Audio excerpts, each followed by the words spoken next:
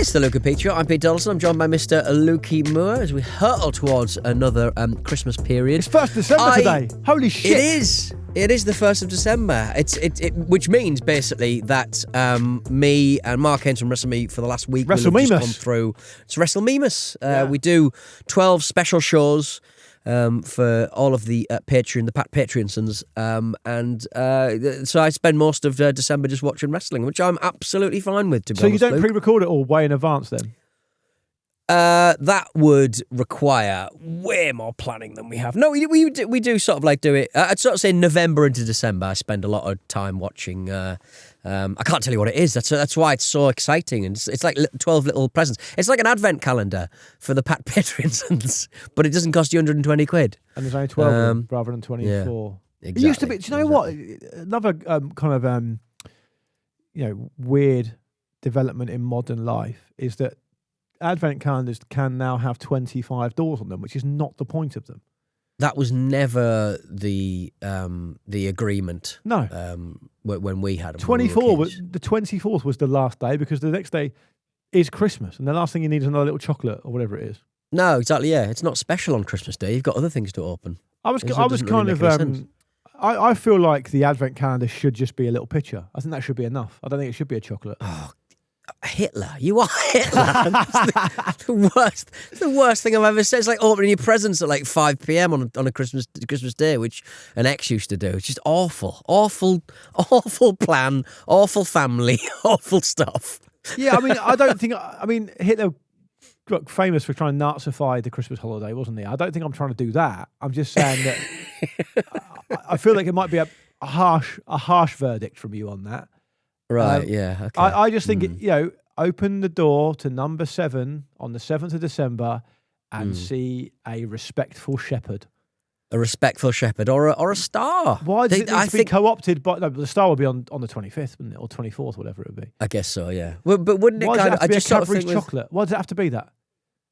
Well, if it was anything else, yeah, fine. I think that's probably why these sort of these beauty advent calendars are so exciting. Or you can probably get like cheese ones and I don't like it. I don't like it. A meat one. What if you open an advent calendar door and you saw a little Lego hot dog, and every day you got a little bit more of the Lego playset?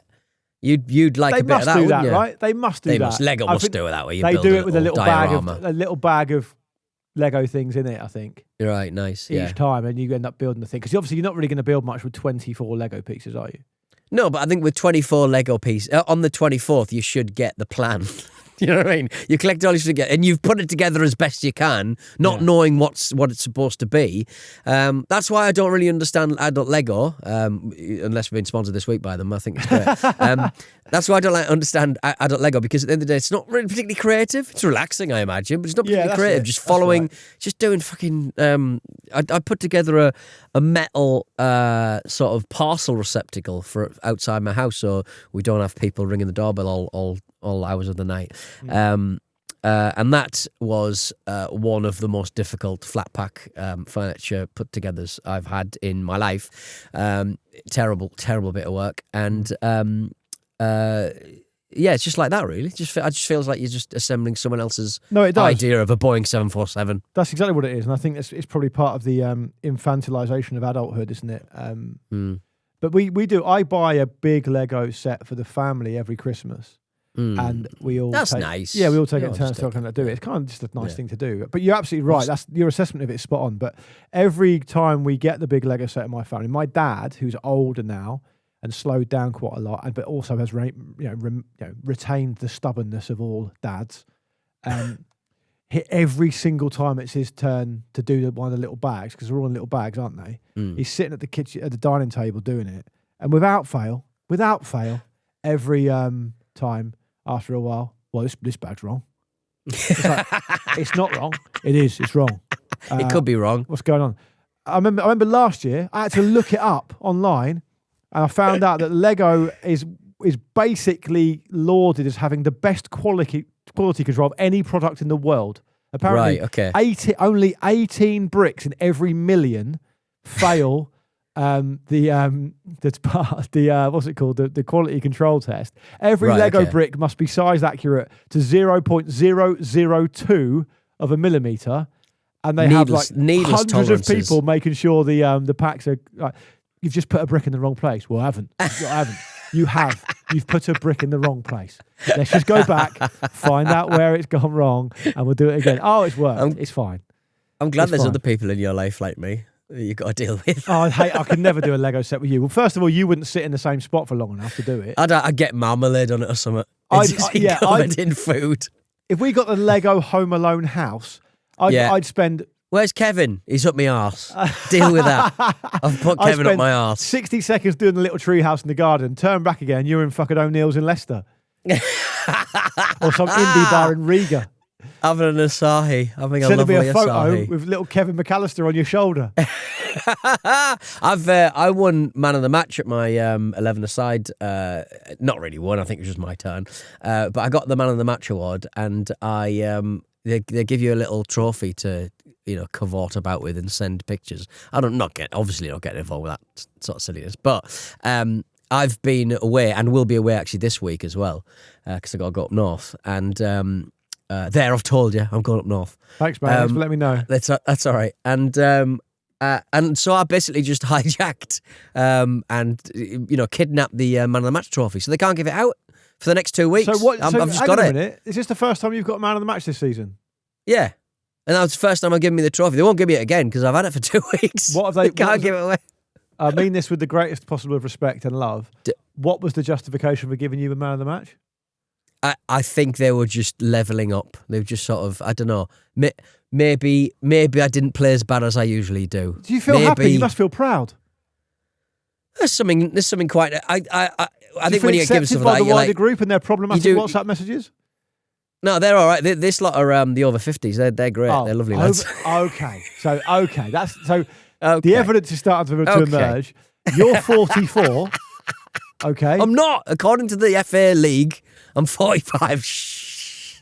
Okay, but the rest of them are over 50. No, some of them are between 45. You can have a few 45ers. So because is it's this just the hard team that you occasionally have to run the line for, referee and play in goal? Yeah, and play out. Thank you. They're over 50. And you're not getting in the team. Is Big Pat? If you're still playing football at 50, most of them have had some sort of semi-pro career because they're 50 and they're still playing. They still want to play, so they're clearly okay at football. So you're basically getting a sympathy man of the match award for running the line for a bunch of pensioners. Not running that. I played all the match. I played 90 minutes of sheer hell.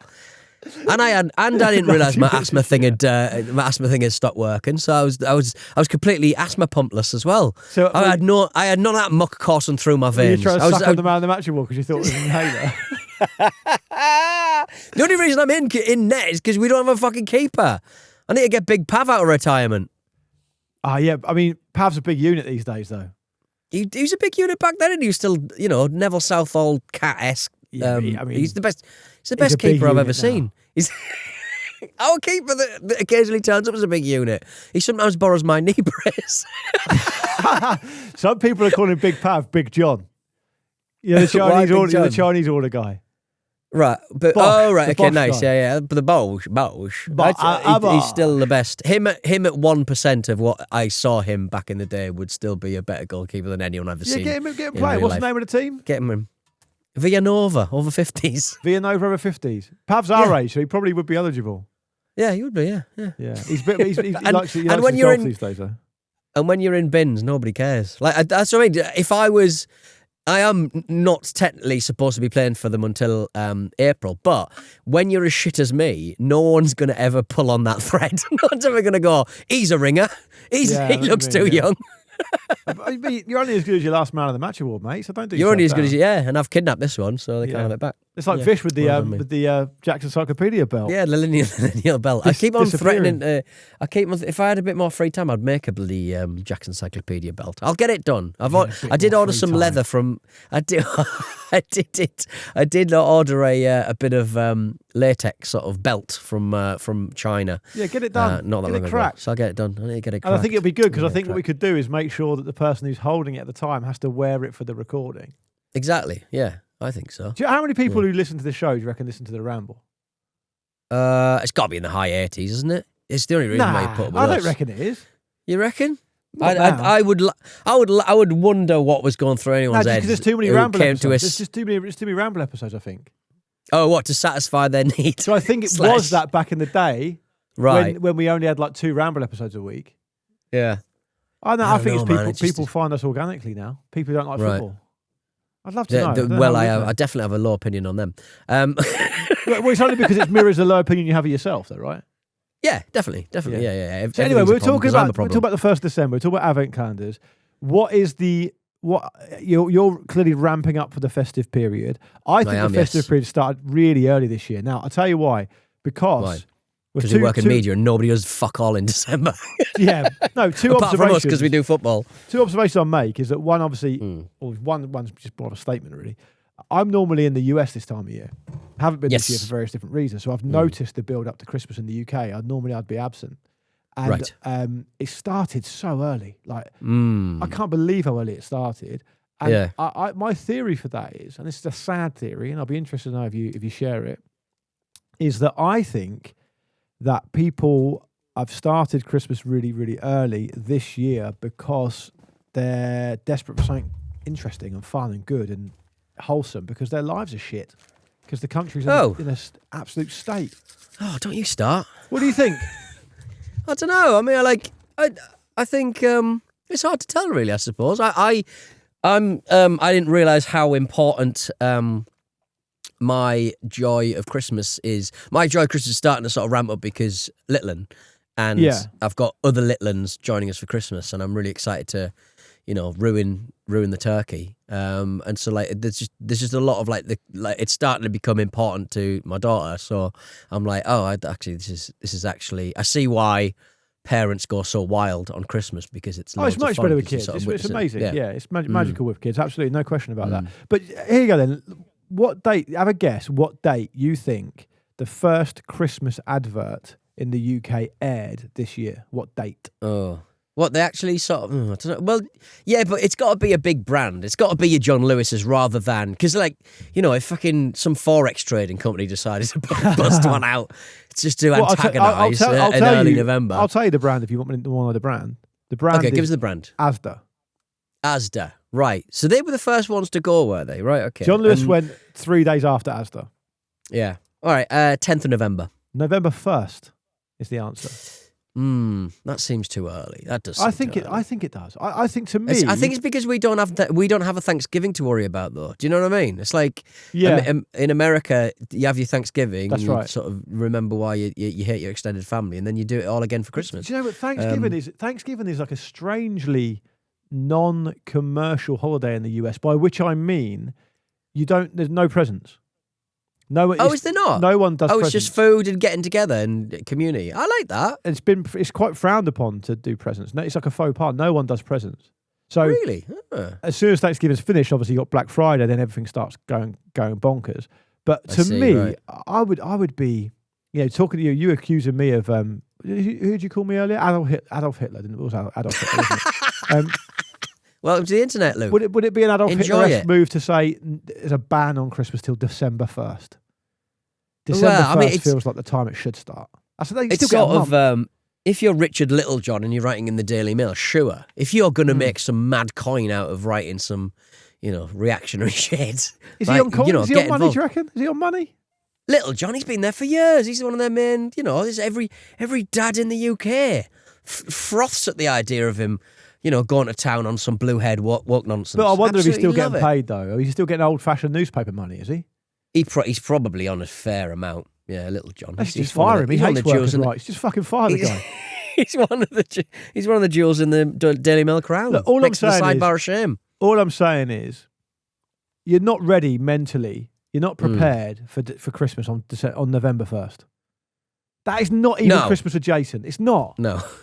No, I guess not. Do you remember the temperature in this country on November 1st? It was about fucking 16 degrees. It was balmy, wasn't it? And then this cold snap really took us by surprise, really, yeah. So I would probably limit it to 1st December if I was the Adolf Hitler you've accused me of being.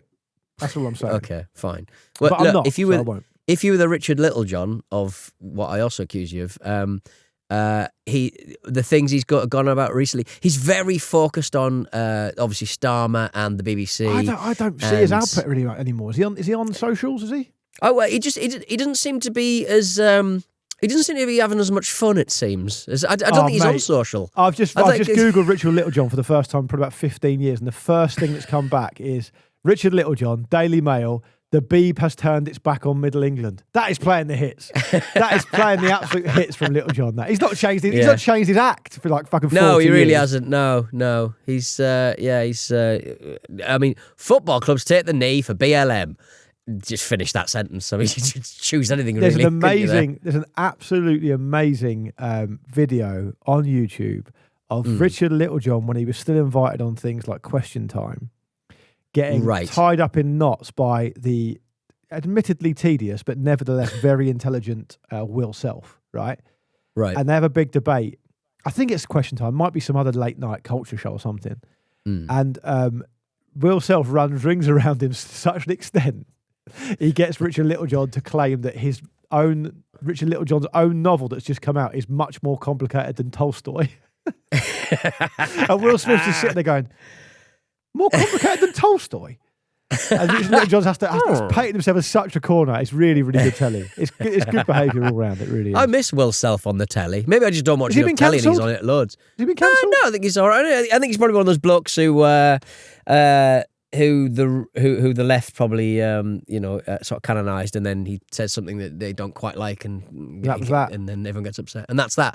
But he's got I a very think, objectionable sort of expression on his face, hasn't he? That's the heroin. That's the heroin. Oh, he was into that, wasn't he? Did it on Tony Blair's plane. Apparently, that was his big story, wasn't it? I'd say that. I do like his books. That is quite good behaviour again. Doing heroin on Tony Blair's plane. I have to be honest with you. I've got an admiration for that. Yeah, I like Will Self. I think he's good. He's just got that kind of. I don't care. Very enjoyable. All right, let's take a break to consider the impact of Will Self and why we don't see him on TV anymore. Maybe some people will get in touch. I mean, to be fair to the listeners, if we are unaware that he's been cancelled in some way, I have looked at his Wikipedia page just then. There's no controversy tab. You wouldn't put it in your own Wikipedia, though, would you? Who's editing Will Self's Wikipedia? Oh, just people. Who edits any of this just stuff? People. Who edits any of this stuff? Good point. Yeah. Imagine having to sort of just go through it like a day of, Daily Mail sidebars and just sort of go, right, Jessica Simpson's going to have done this and put that in the Wikipedia. Yeah. I think people do. I mean, generally, Pete, I hate to break it to you, but people do generally use Wikipedia. I mean, it's a very well used website. Yeah, but like, who's updating Will Self? Why does anybody care about Will Self's, various controversies? If indeed there are already, which we don't know because it's not in his Wikipedia. Your logic. We're not going to go to a break now because your logic here seems to be that no one who's got a Wikipedia page then, by that rationale, can have a controversy tab. No, I'm just saying that who is filling in who is filling in? Like, it doesn't automatically get updated, does it? A man probably stinking of a lot of coffee is tapping away, copying, news stories from the Daily Mail or the Sun or the Telegraph or the Guardian. I could go on listing all newspapers, but I shan't. And they're going onto the Wikipedia and going, well, that needs updating. I'll update that. And then getting your little, that little bit of dopamine hit that you've updated the internet. Will Self wrote for a big, large language model to just munch up. Will Self wrote a collection of columns for the New Statesman about food, which was then sorted into a compendium called The Unbearable Lightness of Being a Prawn Cracker. That tells you everything you need to know about the man. Right, let's take a break. He wrote a book about being a chimp that I read once. We're back with the Luke and Pete Show. Luke, should we do some bloody emails? Not done some for a while. Yeah, we've got an email in here, I think. Let's have a look. Do you want to do it or do you want me to do it? I'll do the one from Rodders. I'll do the first one the first cab off the rank. Okay. Cool. Hello, gents. Second time email after the double A. Oh, good God. Belligerent, incredibly failed to make the Battery Daddy last year. I've just listened to your Monday 17th November show, and Luke's story about his Cambridge dinner with Maximus Babs made me want to email again. I, like Luke, am a total history nerd. Barbara does sound like a legend indeed. It was actually Maximum Babs, not Maximus Babs. You're going to get confused with Babs, Russell Crowe's character in Gladiator. Maximum Babs, okay. yeah. All right. It made me wonder if Luke or any of your listeners had actually read the 9/11 Commission report. Yeah, that's what Maximum Babs was talking about. Right, yeah. Years ago, I saw a free Kindle taster, the first 50 pages or so. This is on amazing. Amazon. This is like Alan Partridge. Should do that with the old Epstein files. You get your first 50. I dabbled and ended up buying and devouring the whole thing. It is an amazing and fascinating read. I'm sure people imagine, as I previously did, that the work would be a boring old government document and almost impossible to digest. It is anything but. It is superbly written and reads like a fast-paced thriller. I would highly, highly recommend it, especially for people of our generation interested in history, as 9/11 is such a defining moment. Luke, if you do give it a go, I would love to know your thoughts. All the best, boys, Rodders. If I put that PDF of the 9/11 Commission report, buying it off Amazon, getting it on my Kindle, shoved it into ChatGPT and said, summarise that, give me the main point, and it would just say, it don't melt the beams. Still, yeah, it just don't melt them beams. That's what it said. I mean, Rodders has done a pretty good job of selling that into me, to be honest. I would be interested in reading it. I've never considered reading it because I apparently incorrectly assumed it would be dry as fuck. Yeah. I think when you read, I guess Wikipedia is a little bit more salacious, but if you ever sort of go around like clicking around the 9/11, kind of like the hijackers, where they came from, where they started from, I think the most upsetting thing about 7/7, I think, was seeing the journey, seeing the videos of like the terrorists, the murderers, on the platform at like Luton and stuff, like parking their car up at Luton. They'll never see that car again. They're going to kill themselves. That was the 7/7 thing, right? Yeah. Yeah. And it's that kind of visceral sort of like how their day started is almost more interesting than what happened afterwards. It's just like how they got there. I know what you mean. That bit can seem almost more sinister in a way because the normality of it. It's like the normality of it is what makes it relatable and therefore makes it more terrifying. It's like it's the principle of what Hannah Arendt called the banality of evil, right? The unpalatable truth that Hannah Arendt's like takeaway from covering the Nuremberg trials was that these people are they're human beings. They're not. It helps you psychologically to be able to file them in that little box in the corner over there as quote unquote monsters, but they're not, and it's important to accept they're not. Now, I guess you could probably argue clearly that the reference point you used there, the example you used, are essentially radicalized terrorists with very twisted worldviews. But if you look at the Nazi comparison, it's kind of anything but, really. I mean, their worldview is twisted. It was a more systemic thing, I suppose. Quite. And it's essentially, to extrapolate out, the most sinister and troubling thing outside of the horrendous amounts of death and suffering, of course, is that you look at, there are countless examples in Nazi Germany of men who were fucking postmen until they joined the Nazi party, rose through the ranks being horrendous war criminals, inflicted incredible suffering on people for no reason whatsoever. And then after the war and after that regime, fucking 5 years later, what are they again? Fucking postmen. Right? Yeah. It's mad. They are. I actually went to go and see that film Nuremberg last week. Did I tell you? Oh, was it good? It's really good. And I didn't actually know about the conversation about it. There's a big controversy about it. I didn't know, and I subsequently found out about it. For those who don't know what it is, it's a movie about essentially, ostensibly about Hermann Goering and the Nuremberg trials, but it's about some other Nazi war criminals as well. And it's told from the point of view of the psychiatrist, who had to analyze them and stuff. And it's based on a true story. All the characters in it are real. Russell Crowe is absolutely frightening in it. Fantastic in it. Brilliant performance. Anyway, the controversy is that in the trial itself, when they dramatized the trial, they use the actual Holocaust footage. Yes. And people, have you read about that? Yeah. And people have said that, it's completely unnecessary and it's, over the top. And I actually disagree. I thought it's the opposite. I found it deeply affecting and deeply moving. And the impact of people at the time who would have been witnessing that trial, covering it, or even prosecuting or whatever it is, wouldn't have seen that footage before. And so the impact it had on them was absolutely seismic, and rightly so. And I think it's absolutely vital to the narrative that it's included. A brilliant movie. But the point is that, like, the guy who Rami Malek plays, the psychiatrist, he wrote a book. He actually had a very, I forget his name now, but he actually had a very troubling life post doing that work. He ended up taking his own life in exactly the same way that Hermann Goering did, which is strange.